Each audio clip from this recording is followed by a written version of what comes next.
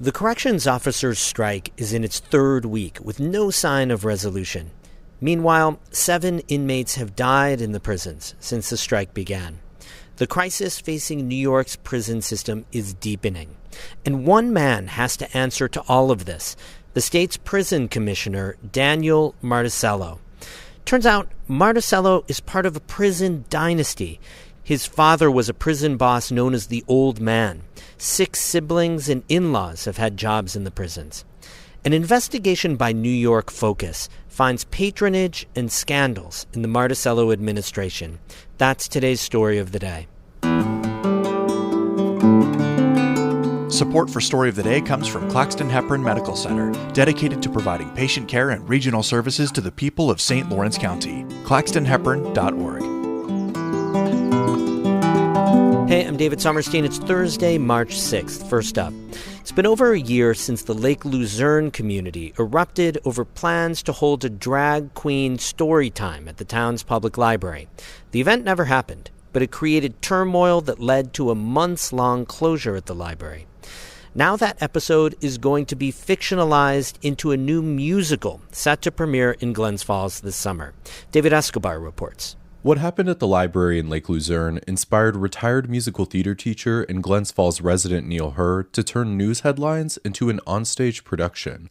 When something like that becomes public and you take sides in a small town, it is really a battle in the culture wars and identity of the small town. So Herr wrote Drag Story Hour the Musical.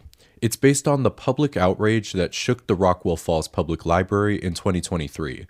That's when the library had planned to host a children's storytime event featuring drag queen Scarlett Sagamore.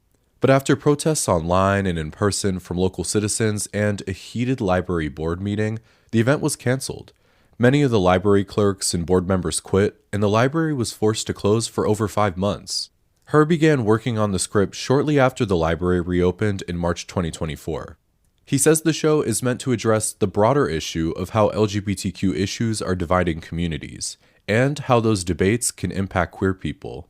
Whenever there's a big protest, they are othered, they are ostracized, and they have a hard time because of it, and the whole town does. But they are part of the small town. Herr describes his show as a satire, but it touches on serious issues like exclusion and acceptance in small towns. He held his first public workshop for the musical in June at the Crandall Library in Glens Falls. His biggest challenge has been recruiting actors. He says many people are hesitant to join the cast due to fears of backlash from the close-knit community. There's a million ways in a small town you can get reprisals simply for either being different or supporting those who are different. Herr plans to hold auditions over the next 2 months. Rehearsal will begin in May, and the musical is set to premiere at the Charles R. Wood Theater in Glens Falls on June 6th. David Escobar, North Country Public Radio.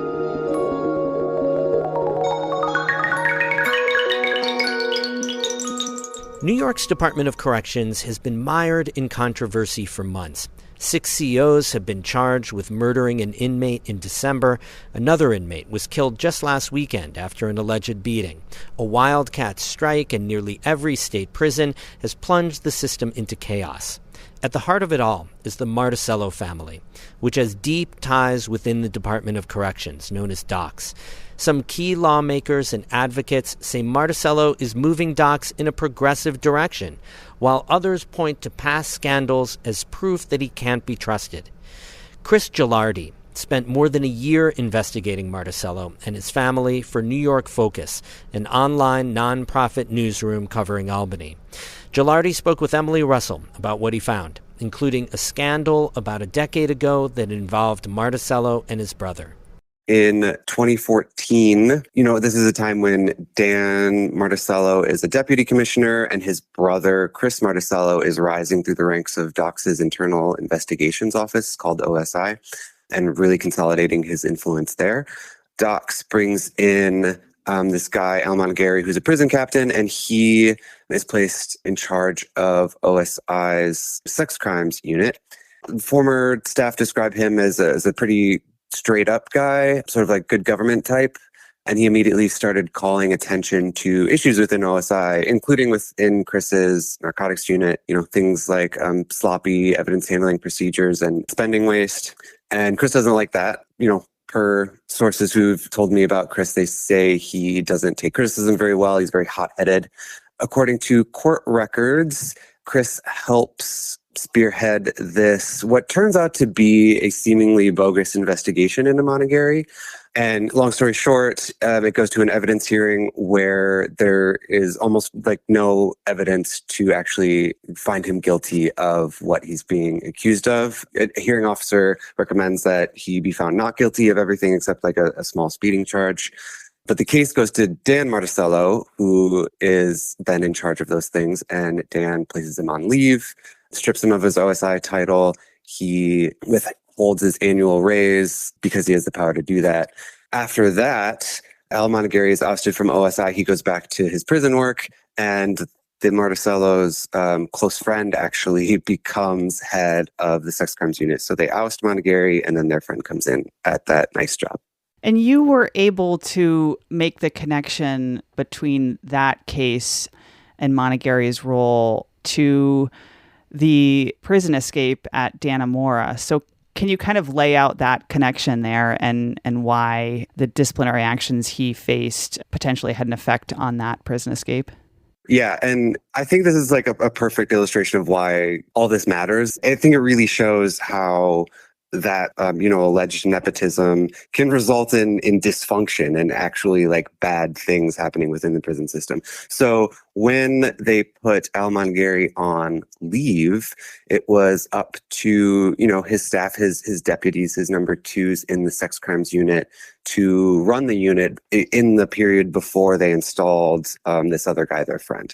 So in this interim where the sex crimes unit is a bit leaderless, during that period, they're digging into this case of a complaint of rumors of an incarcerated person having an inappropriate relationship with a civilian worker in a tailor shop where they make clothing.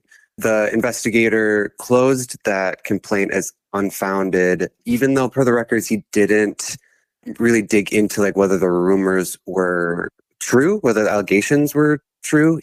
He also didn't search the incarcerated person's cell, which, according to both an inspector general investigation that later happened and a couple former OSI investigators who talked to me, said that would be pretty standard.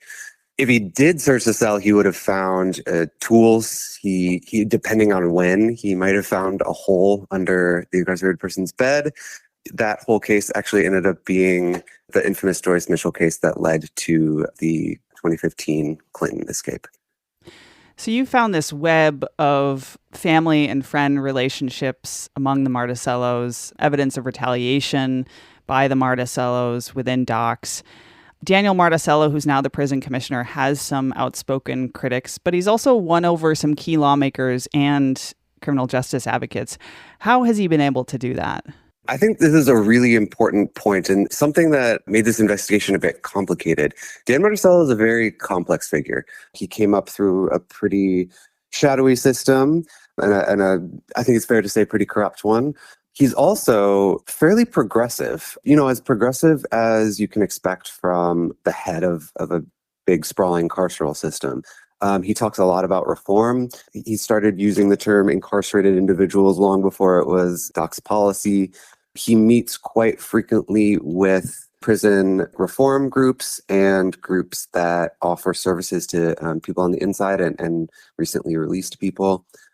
Per all the people who've spoken to me who either work in advocacy or in the state legislature, he's very sincere about it. And he seems to sincerely care about making prisons safer and less brutal, both for incarcerated people and corrections officers, even though, he's participated in some pretty shadowy stuff when it comes to like internal docs politics. So yeah, it's a very complicated story. And, he became commissioner, I think, partially because he's embraced a lot of that reform ideology and tried to turn docs around from its more brutal days. That was Chris Gilardi, a reporter for New York Focus, speaking with Emily Russell. Neither Dan Martuschello, Chris Martuschello, nor Docs accepted interview requests or responded to multiple requests for comment for his story. We have more news all the time at ncpr.org. Music today by Ben Cato of Jay and Tim Ellifritz of Johnsburg. I'm David Sommerstein, North Country Public Radio.